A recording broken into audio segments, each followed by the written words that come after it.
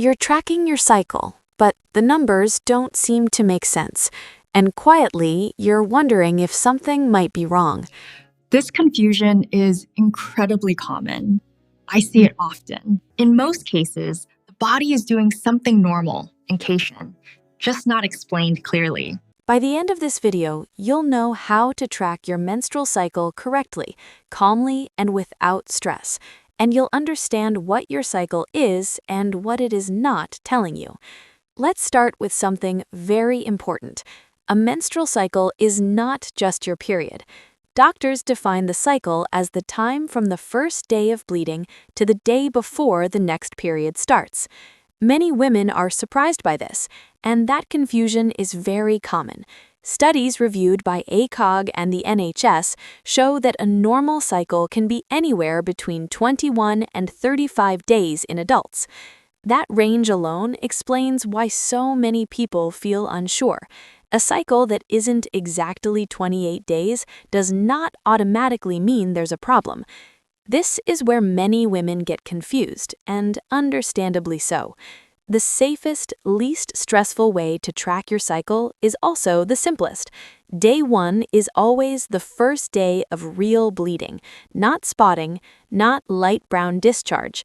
Doctors say spotting before a period is common and usually not counted as day 1. Write down the first day of bleeding, the last day of bleeding, and the total number of days until your next period.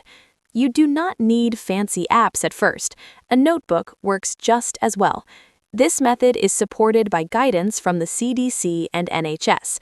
Before you assume the worst, there's one thing you need to know. Many TTC couples worry most about ovulation. Here's the calm truth.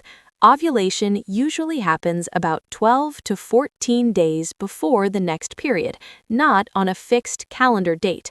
That means it changes if your cycle length changes. Doctors emphasize this because counting forward instead of backward often creates anxiety. Ovulation prediction is about patterns, not perfection. Missing one ideal day does not mean you've missed your chance. Let's slow this down for a moment. Let's gently clear up a very common myth. If your cycle changes by a few days, something is wrong. Medical reality, studies published in Human Reproduction show that small variations, even in healthy cycles, are normal. Stress, travel, illness, sleep changes, all can shift timing.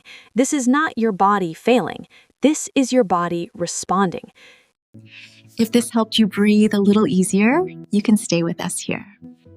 Each month, we gather your most important questions and answer them calmly in one dedicated Q&A video so nothing feels rushed or ignored. Let's get back to our point. Tracking your cycle does not diagnose fertility. It does not predict pregnancy with certainty. And it does not mean something is wrong if conception doesn't happen quickly. Doctors consider up to 12 months of trying normal for couples under 35. For many parents, tracking is simply a way to understand the body, not judge it. Here's the part most people misunderstand. There are times when doctors recommend checking in, not urgently, just thoughtfully. You may want medical guidance if cycles are consistently shorter than 21 days or longer than 35 days.